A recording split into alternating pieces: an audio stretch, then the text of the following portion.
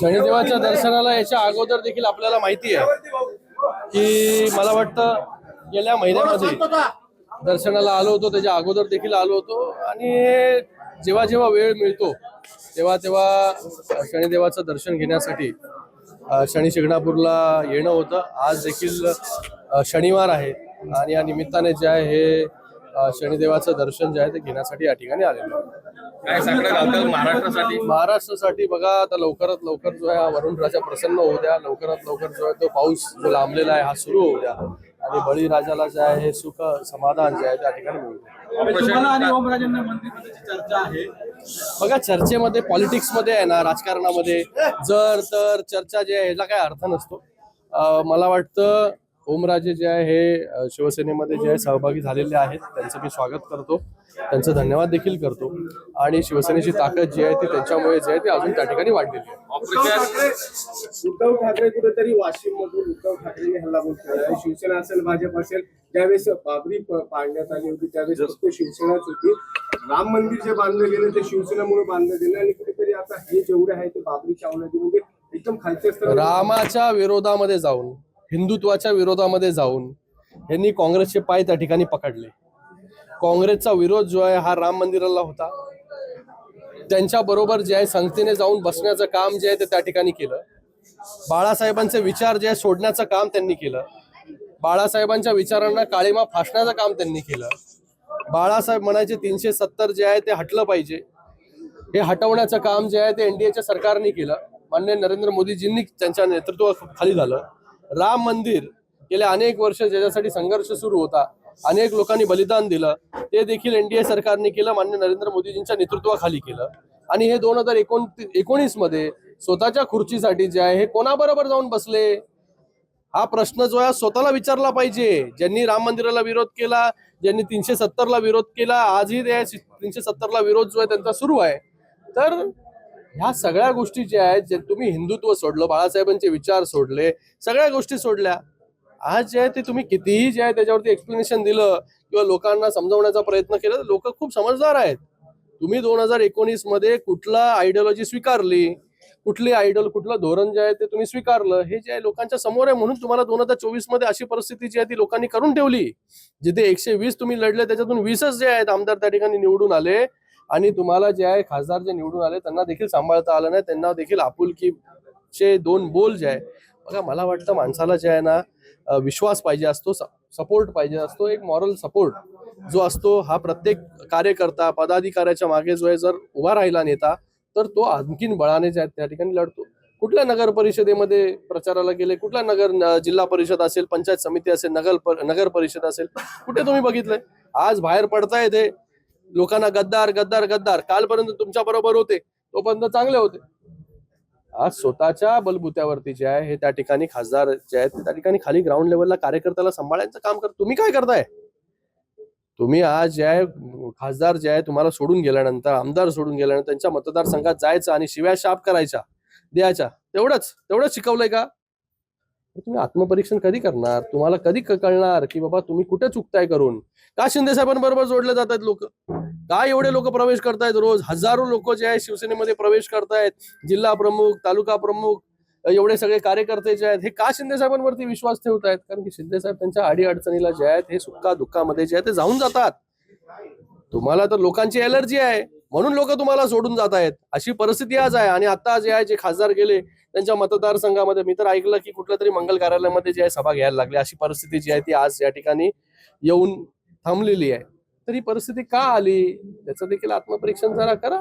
श्रीकांत शिंदेना जवळपास 80% कॅबिनेट. अरे बाबा, त्याच्यावरती अरे ऐका, हे सगळ्या न्यूज जे आहे तुम्हीच लोक करता. तुमच्या मधले जे आहे न्यूज इकडून तिकडून कोणाला काय. कोणत्या खात्याचं साखर घातलंय? बघा, 2024 ला ही परिस्थिती होती तेव्हा जे आहे पक्ष संघटनेचं काम जे आहे ते मी त्या ठिकाणी स्वीकारलं. आणि मला वाटतं ह्या सगळ्या गोष्टी ज्या आहेत ह्या दुय्यम आहेत. पक्ष कसा स्ट्रॉंग होईल, पक्ष कसा मजबूत होईल, ह्याच्यासाठी जे आहे ते आम्ही सगळे जे आहेत, आज आप्पा बारणे जे आहेत तिकडे, ओम राजनिंबाळकर या ठिकाणी आहेत. तुम्हाला माहिती आहे याच्या अगोदर शिवसंवाद दौऱ्याच्या माध्यमाने 62 विधानसभा जे आहे मी फिरलो. या 62 विधानसभेमध्ये जे आहे हे प्रत्येक कार्यकर्त्यापर्यंत, शाखा प्रमुख, साधा कार्यकर्ता याच्यापर्यंत पोहोचण्यासाठी आम्ही काम करतोय. तर मला जे आहे हे पक्ष कसा वाढेल, आम्हाला सगळ्यांनाच पक्ष कसा वाढेल, पक्ष अजून मजबूत कसा होईल, प्रत्येक कार्यकर्त्यापर्यंत आम्ही कसं पोहोचू, त्याच्या अडीअडचणी काय आहेत, ह्या सगळ्या ज्या आहेत ह्या दूर करण्यामध्ये जास्त जे आहे आम्हाला इंटरेस्ट आहे. हे बघा, या सगळ्या ज्या गोष्टी ज्या आहेत, या सगळ्या ज्या आहेत आपल्या तुमच्या न्यूज ज्या आहेत येत असतात, त्या ज्या आहेत त्याच्यावरती जास्त लक्ष नाही देता आपण काय करू शकतो लोकांच्या समस्या सोडवण्यासाठी, याच्यासाठी आम्ही काम करतो. ऑपरेशन टायगर 3.0 चालू होत्या राष्ट्रवादी बघा, शिंदे साहेबांच्या संपर्कामध्ये सगळेच लोक आहेत.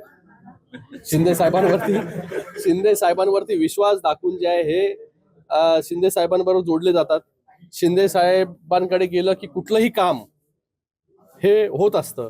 शिंदे साहेब मुख्यमंत्री होते तेव्हा सगळ्या पक्षाचे आमदार खासदार त्यांच्याकडे यायचे आणि काम करून घेऊन जायचे. त्यांनी कधी विचारलं नाही की तू कुठल्या पक्षाचा आहे, तू या पक्षाचा आहे का, तुझं काम नाही करत मी, असं कधी बोललेत का? नाही, असं कधीच तुम्हाला कोण बोलणारच नाही, ऑपोजिशनचे पण आमदार. तर मला वाटतं हे सगळीच लोक जी आहेत ही शिंदे साहेबांवरती प्रेम करणारे लोक आहेत आणि एक विश्वास आहे त्यांच्यावरती की बाबा त्यांच्याकडे गेलो, मी कुठलाही पक्षाचा असलो तरी माझं काम जे आहे ते 100% त्या ठिकाणी होणार आहे. तर तसं तुम्हाला काय वेगळे कोण संपर्कामध्ये नेहमीच आहेत. बघा, आम्ही सगळ्यांच्या संपर्कामध्ये आहे, म्हणूनच तर सगळे लोक जे आहेत हे शिवसेनेबरोबर जोडले जात आहेत. तुम्ही संपर्कात नसता तेव्हा काय परिस्थिती होते ही आपण पाहिली.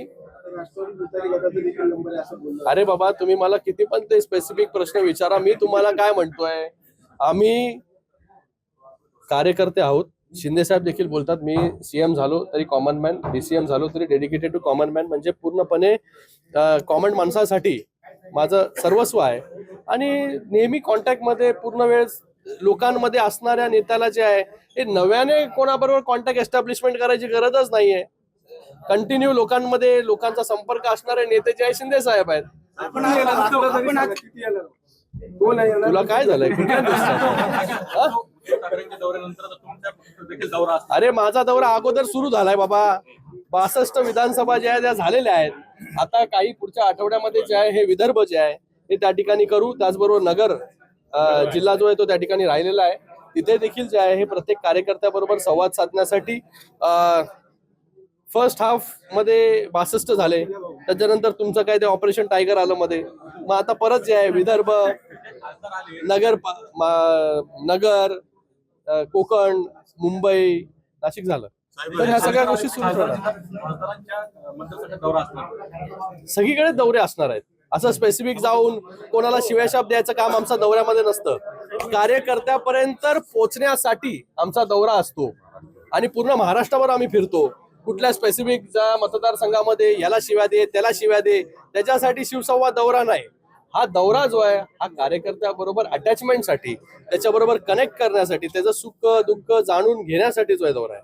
रोहित पवार म्हणाले होते ऑपरेशन टायगर नाही, ऑपरेशन बाजार आहे. केंद्रातल्या 2 नेत्यांनी यासाठी सगळं केलेलं आहे. त्यांनी त्यांची क्षमता किती, बोलायचं किती, थोडस म्हणजे तारतम्य बाळगून जे आहे नरेंद्र मोदीजी, अमित शहाजी कुठल्या स्तरातले नेते आहेत आणि आपण कोणावर बोलतो, थोडस भान ठेवून.